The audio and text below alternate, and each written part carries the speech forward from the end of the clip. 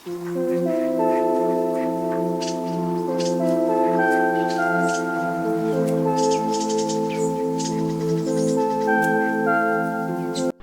Friends, welcome back to our channel Nellai couples. கொஞ்ச நாளுக்கு அப்புறம் இன்றைக்கி தான் காலையிலே 5 மணிக்கே எழும்பியாச்சு.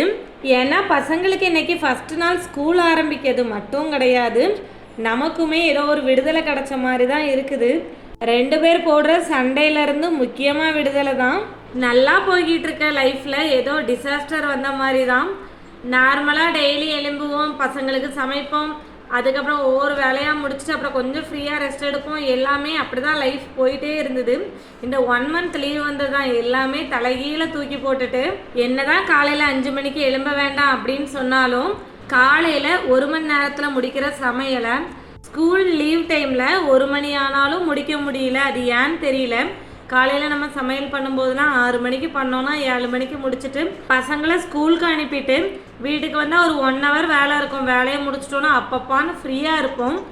ஆனால் இந்த லீவ் ஃபுல்லாகவே பசங்களும் கூட இருந்ததுனால என்னமோ அவ்வளோ ஒர்க்கா அப்படின்னு தெரியல. ஆனால் 24 மணி நேரமும் மைண்ட் வந்து ஸ்ட்ரெஸ்ஸாகவே தான் இருந்தது.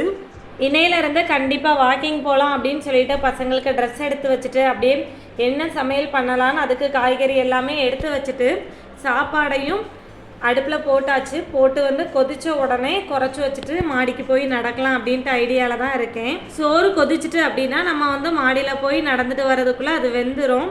அப்போ நமக்கு ஒரு அடுப்போட வேலை ஈஸியாக முடிஞ்சிடும். ஈஸியாக கூட்டெல்லாம் வைக்கிறதுக்கு ரொம்ப ஈஸியாக இருக்கும். ஸோ அதனால் காலையிலே சாதத்தை வச்சுட்டு மேலே வந்தால் சூரியனை பார்த்தா அவ்வளோ மைண்டு ஃப்ரெஷ் ஆகிடுச்சு. ஒரு வருஷம் தொடர்ந்து நீங்கள் வந்து மார்னிங் வாக் போய் பாருங்கள், உங்களுக்கு அந்த சூரியனை பார்த்தாலே அவ்வளோ ஒரு இதாக இருக்கும். ஏன்னா ஒரு நாள் 6 மணிக்கு, ஒரு நாள் 6:15க்கு, வெயில் டைமில் சீக்கிரமே வந்துடுவார். மழை டைம் ஆச்சுனாக்கி நம்ம எவ்வளோ தேடினாலும் வரதுக்கே ரொம்ப லேட் ஆகும். என்ன தான் கோடிக்கணக்கில் சொத்து சம்பாதிச்சு நமக்கு ஆசைப்பட்ட எல்லாத்தையும் வாங்கி நம்ம வந்து வாழ்ந்தாலும் இந்த மாதிரி இயற்கையோடு வாழ்கிறதுல கிடைக்கக்கூடிய ஒரு சந்தோஷமும் நிம்மதியும் எதுலேயுமே கிடைக்காது. அதனால் கண்டிப்பாக இந்த மார்னிங் வாக்கை வந்து மிஸ் பண்ணாதீங்க. முடிஞ்ச அளவு ஒரு 30 நிமிஷம்னாலும் மார்னிங் வாக்கிங் போங்க. செம்மையாக இருக்கும், மைண்டுக்கும் ஃப்ரெஷ்ஷாக இருக்கும், நமக்காக நம்ம டைம் செலவழித்த மாதிரி இருக்கும். எல்லாருமே மறுபடி வெயிட் லாஸ் சேலஞ்ச் போட சொல்லியிருந்தீங்க. ஆனால் ஏற்கனவே நான் நார்மல் வெயிட் வந்துட்டேன். இதுக்கு மேலே நான் குறைச்சேன்னா தாங்காது பாடி. ஸோ அதனால் வந்து நான் வெயிட் லாஸ் வீடியோ போடலை, மாறா வந்து ஹெல்த்தி லைஃப் ஸ்டைல் அந்த மாதிரி நான் வீடியோ போடுறேன். ஏன்னா ஹெல்த்தி லைஃப் ஸ்டைலுக்குள்ளே வந்தாலே நமக்கு ஈஸியாக வெயிட் எல்லாம் குறைஞ்சிரும். நம்ம 10 ரூபாய், 20 ரூபா, 30 ரூபா அப்படி கொடுத்து வாங்கக்கூடிய பப்பாளி பழத்தை இங்கே ஒருத்தர் காலையிலே ஃப்ரெஷ்ஷாக சாப்பிட்டுட்டு இருக்காரு. நம்மளும் இவரை மாதிரி எப்போவுமே மார்னிங் ஃப்ரூட் அந்த மாதிரி நம்ம லைஃப் ஸ்டைலை காலையிலே கொஞ்சம் ஃப்ரூட்டோடு ஸ்டார்ட் பண்ணோன்னா ரொம்பவே ஹெல்த்தியாக சூப்பராக இருக்கும். பாட்டு கேட்டுகிட்டே நடந்ததுனால எனக்குமே ரொம்ப டைம் போனதே தெரியல. 6:30 ஆயிடுச்சு. ஏறக்குறைய 3000 ஸ்டெப்ஸ் வந்து நடந்திருக்கேன். 6:30க்கு மேலே நம்ம நடந்தோன்னா வீட்டில் வேலை செய்ய முடியாது. ஸோ கீழே வந்துட்டேன். ஆல்ரெடி சாதம் நம்ம குறைச்சி வச்சுட்டு போனதுனால ஓரளவு வெந்து கரெக்டான பக்குவத்துக்கு வந்துட்டு அப்படியே இதை வடித்து விட்டுட்டு காயெல்லாம் வெட்டிட வேண்டியதான். அப்படியே இந்த டைம் பசங்க 2 பேர்த்தையும் எழுப்பி விட்டால் கரெக்டாக இருக்கும். அவங்க 2 பேர்த்தையுமே எழுப்பிட்டு எப்போவுமே தேங்காய் அரைச்சி வச்சுட்டோன்னா பாதி வேலை முடிஞ்ச மாதிரி. ஸோ தேங்காய் தான் ஃபஸ்ட்டு அரைக்க போகிறேன். அம்மா வீட்டிலேருந்து ஆல்ரெடி தேங்காய் எடுத்துகிட்டு வந்திருந்தேன். தேங்காய் நல்லா விளைஞ்ச தேங்காய் நினைக்கிறேன், அதனால் உள்ள தண்ணி இல்லை. ஆனால் விளைஞ்ச தேங்காய் குழம்பு ரொம்ப டேஸ்ட்டாக இருக்கும் அப்படின்னு சொல்லுவாங்க. ஆனால் உங்களுக்கே தெரியும் தேங்காயிலேருந்தும் ஆயில் எடுப்பாங்க. ஸோ எப்போவுமே தேங்காய் வந்து கொஞ்சம் கம்மியாக யூஸ் பண்ணுறதே ரொம்ப நல்லது. அதனால தான் நம்ம ஆல்ரெடி சட்னி கூட நம்ம ரொம்ப சாப்பிடக்கூடாது அப்படின்னு சொல்லியிருப்போம். ஸோ எப்போவுமே தேங்காயோட அளவு குறைச்சிக்கிட்றது ரொம்ப நல்லது. நான் வந்து ஒரு முழு தேங்காய் தான் எப்போவுமே இந்த மாதிரி குழம்புக்கு வைக்கும்போது, அதாவது வெறும் குழம்பு, தக்காளி குழம்பு, மீன் குழம்பு அதுக்கெலாம் ஒரு ஃபுல் தேங்காய் வைப்பேன். இப்போ கொஞ்சம் கம்மி பண்ணி ஒரு அரை தேங்காய், முக்கால் தேங்காய் அப்படின்ட்டு வைப்பேன். ஸோ இப்போ இதில் வந்து இவ்வளோ தேங்காவும் மிச்சம் எடுத்து பருப்பு குழம்பு நாளைக்கு வைக்கிறதுக்கு அப்படியே வச்சுட்டேன். எப்போவுமே சமையல் பண்ணும்போது காய்கறி மட்டும் கொஞ்சம் தாராளமாக சேர்த்துக்கோங்க. நாங்கள் இன்றைக்கி கத்திரிக்காய் குழம்பு தான். நிறைய கத்திரிக்காய் வெட்டி வச்சாச்சு, புளி தண்ணியும் கரைச்சி வச்சாச்சு, தேங்காயும் வெட்டியாச்சு. நீ அரைச்சிட்டா வேலை ஈஸியாக முடிஞ்சிடும். எப்போவுமே மார்னிங் எழும்பி சமையல் பண்ணால் ஒரு 1 ஹவரில் முடிஞ்சிடும். 1 ஹவருக்கு முன்னாடியே மேபி முடிஞ்சிடும். ஆனால் இந்த லீவ் டைம் மட்டும் நானும் 10 மணிக்கு ஆரம்பிப்பேன், 9 மணிக்கு ஆரம்பிப்பேன். ஆனாலும் 1 மணி வரை இழுத்துரும். அது எப்படின்னே எனக்கே தெரியலை. உங்களுக்கும் உண்மையாகவே சமையல் பண்ணுறது லீவ் டைம் எப்படி இருந்தது அப்படின்னு சொல்லிட்டு கீழே கமெண்ட் பண்ணுங்கள்.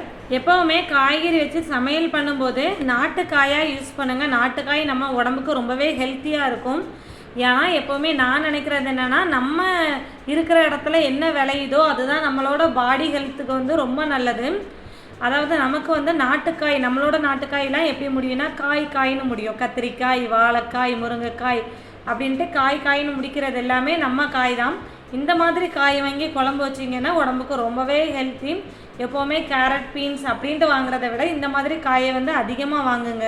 முட்டை வேலை தான் சமீப காலமாக ரொம்பவே எகிரிடுச்சு. 4 ரூபாய்க்குலாம் நான் வாங்கினேன், இப்போல்லாம் 7 ரூபா 7,000 ரூபா சொல்கிறாங்க. இன்றைக்கி தான் 6 ரூபாய்க்கு கிடச்சிது. ஸோ 15 முட்டை வாங்கிட்டு வந்துட்டேன். அப்படியே பசங்களுக்கு அந்த டிஃபன் பாக்ஸில் உள்ள பேப்பரை பிக்கிறதுக்கு இட்லி சட்டியில் அப்படியே கொஞ்சம் சூடாக்கி எடுத்துட்டேன். கொஞ்சம் ஓரளவுக்கு வந்துடுச்சு. பசங்களுக்கு எனக்கு ஹெல்த்தின்னு சொல்ல முடியாது, அன்ஹெல்த்தின்னு சொல்ல முடியாது. ரெண்டுக்கும் இடையில உள்ள கடலை தான் கொடுத்து விட்டேன். பொரிச்ச கடலை பாப்பா ரொம்ப நாளாக கேட்டுட்டு இருந்தா. ஆனால் எண்ணெயில் பொரிக்கிறது வந்து ஹெல்த்தி கிடையாது தான். ஸோ இருந்தாலும் ஃபஸ்ட்டு டே அவளுக்கு பிடிச்சதை கொடுத்து விடலான்னு கொடுத்து விட்டாச்சு. மார்னிங்கே பார்த்துருப்பீங்க, 2 பேருக்கும் ட்ரெஸ் எல்லாம் எடுத்து வச்சுட்டு தான் நான் வேலையை பார்த்தேன். அவங்க எலும்பி குளித்து பரப்பிட்டாங்க. ஆனாலுமே ஒரு டவல் எடுத்துகிட்டு எனக்கு இந்த டவல் தான் வேணும்னு சொல்லிட்டு டவலுக்கு 2 பேரும் சண்டை போட்டு காலையிலே திட்டு வாங்கி மேடம் எல்லாம் கொஞ்சம் திட்டுனாலே அழுதுருவா பாப்பா. ஸோ அழுது போய் தான் நின்னா. என்ன தான் ஃபஸ்ட்டு டே அழ வைக்காமல் ஸ்கூலுக்கு அனுப்பணும் அப்படின்ட்டு நம்ம சொன்னாலுமே அவங்க ஏதாவது ஒரு வகையில் மாற்றி சண்டை போடாமல் போகிறதா இல்லை. 2 பேர் போடுற சண்டை கொஞ்சம் க்யூட்டாக இருந்தாலும் சில டைமில் ரொம்பவே அரியண்டமாக இருக்குது.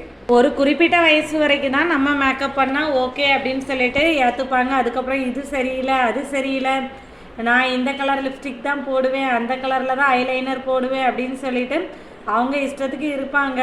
அப்போல்லாம் இந்த கண்மை பென்சிலெல்லாம் எடுத்தால் என்னம்மா பட்டிக்காடு மாதிரி இதை போட்டுட்ருக்கேன் அப்படின்னு சொல்லிட்டு சொல்வாலாம் இருக்கும் பாப்பா. ஃபஸ்ட் டே அப்படிங்கிறதுனால இன்றைக்கி பரவாயில்ல, சீக்கிரமாக கிளம்பியாச்சு.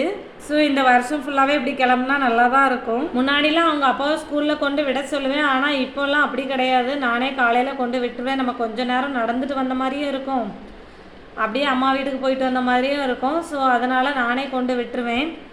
வெயிட் லாஸ்க்கு நம்ம வேறு எதுவுமே பண்ண வேண்டாம். இப்படி குட்டி பழக்க வழக்கத்தை மாற்றிக்கிட்டாலே போதும். கொஞ்சம் பக்கத்தில் உள்ள இடத்துக்கு நடந்து போயிட்டு வர்றது, என்ன ஐட்டத்தை தவிர்க்கிறது, இந்த மாதிரி குட்டி பழக்க வழக்கம் மாற்றினாலே ஈஸியாக வெயிட் லாஸ் ஆகிரும்.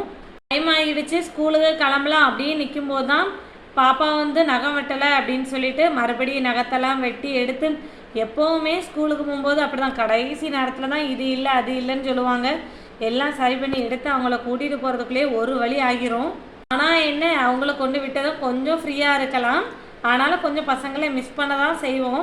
ஏன்னா இவ்வளோ நாள் வீட்டிலே கடந்து பக்கத்துலேயே கடந்துட்டு ஸ்கூலுக்கு போகும்போது கொஞ்சம் கஷ்டமாக தான் இருக்கும். ஆனாலும் கொஞ்சம் போடுற சண்டையிலேருந்து நமக்கு ரிலீஃபாக இருக்கும். ரெஃப்ரி வேலையிலேருந்து கொஞ்சம் விடுதலை கிடச்ச மாதிரி இருக்கும். இன்றைக்கி பசங்களை விடுற நேரத்துக்கு அவங்க அப்பாவுமே வந்துட்டாங்க. ஸோ பசங்க 2 பேர்த்தையும் கொண்டு போய் ஸ்கூலில் வேனில் ஏற்றி விட்டுட்டு வந்துட்டோம். பசங்களை விட்டுட்டு அப்படியே அம்மா வீட்டுக்கு வந்து பாப்பா கூட கொஞ்சம் நேரம் விளையாண்டுட்டு அப்படியே நான் வந்து வீட்டுக்கு வந்து, நமக்கு எப்போவுமே மைண்டு ஃப்ரீ தரக்கூடிய இந்த மாதிரி குட்டி தருணங்களை நம்ம வந்து வாழ்க்கையில் உருவாக்கி வச்சுக்கிட்டோன்னா வாழ்க்கை ரொம்பவே அழகாக இருக்கும். முருங்கைக்காவை அப்படியே இன்றைக்கி துண்டாக வெட்டி ஃப்ரிட்ஜில் வச்சுட்டேன். இன்றைக்கி குழம்பு வைக்க தான் வாங்கிட்டு வந்தது, ஆனால் வைக்க முடியல. ஸோ வந்து ஃப்ரிட்ஜில் வச்சுட்டேன். காலையிலேருந்து தண்ணி மட்டும் தான் குடித்தேன். நீங்களும் இதை மாதிரி வெயிட் லாஸ்க்கு வேறு ஒன்றுமே பண்ண வேண்டாங்க. மார்னிங் எழுந்ததும் நல்லா தண்ணி குடிப்பீங்கள, அதுக்கப்புறம் ஒரு 9:30க்கு மட்டுமே மார்னிங் சாப்பாடு சாப்பிட ஆரம்பிங்க. அப்படி இல்லையா நீங்கள் ஒர்க்குக்கு போகிறீங்கன்னா அதுக்கு ஒரு 10 நிமிஷத்துக்கு முன்னாடியே சாப்பிடுங்க. நான் அன்றைக்கி 2 தோசை பெரிய தோசை எடுத்துக்கிட்டேன். ஆனால் நல்லா மெலிசாக ஊற்றி எடுத்துக்கிட்டேன். ஒரு முட்டை தோசை எடுத்துகிட்டேன். அப்புறம் நம்ம வச்சுருந்த கத்திரிக்காய் குழம்பு தான், சாம்பார் சட்னி எல்லாம் கிடையாது. மார்னிங் நல்லா ஃபுல்ஃபில்லாக முட்டையோடு சேர்த்து சாப்பிட்டதுனால வயிறு அந்தளவுக்கு பசிக்கலை. மதியம் குழம்பு ரொம்ப டேஸ்ட்டாக இருந்ததுனால சாப்பாடு வந்து இன்னும் கொஞ்சம் வச்சு சாப்பிட்டேன். இதுவே நான் வெயிட் லாஸ்க்கு அப்படின்னா நிறைய காய்கறி இன்னும் சேர்த்து எக்ஸ்ட்ராவாக சாப்பிட்ருப்பேன். இன்றைக்கான வெயிட் லாஸ் டிப்ஸ் என்னென்னா, எப்போவுமே நம்ம வந்து வெளியே கேக்குக்காரங்க வந்து கேக் அப்படின்னு சொல்லிட்டு கூப்பிடும்போதோ, அப்படி இல்லைன்னா நம்ம வந்து பேக்கரிக்கு போகிற டைமுக்கு பதிலாகவோ காய்கறி கடைக்கோ இல்லைன்னா பழக்காரங்க வந்தாங்கன்னா அவங்கள்ட்ட பழம் வாங்குறதோ ரொம்ப பெஸ்ட்டு ரிசல்ட்டாக உங்களுக்கு வெயிட் லாஸில் கொடுக்கும். எப்போவுமே எண்ணெய் பொருளை தவிர்த்துட்டு இந்த மாதிரி ஏதாவது பழம் கிடச்சிதுன்னா அந்த பழத்தை ஸ்நாக்ஸாக சாப்பிடுங்க. நீங்கள் வந்து கிரேவிங்ஸ் கட்டுப்படுத்த முடியல அப்படின்னு நிறைய பேர் சொல்கிறீங்க. கிரேவிங்ஸ்க்காக நீங்கள் என்ன பொருள் தான் சாப்பிடணும் அப்படின்ட்டுல இந்த மாதிரி பழங்கள் கூட சாப்பிடலாம். இந்த மாதிரி பழங்கள் சாப்பிட்டு உங்களோட கிரேவிங்ஸை ஈஸியாக கட் பண்ணிக்கலாம். வீடியோ பிடிச்சிருந்ததுன்னா லைக் பண்ணுங்கள், ஷேர் பண்ணுங்கள், சப்ஸ்கிரைப் பண்ணுங்கள். முக்கியமாக வீடியோ கடைசி வரை நீங்கள் பார்த்தீங்கன்னா இன்றைக்கி மாம்பழம் வச்சுருக்கிறதுனால ஒரு எல்லோ ஹார்ட் கமெண்டில் கொடுத்துருங்க. பாய் ஹாய்ஸ்.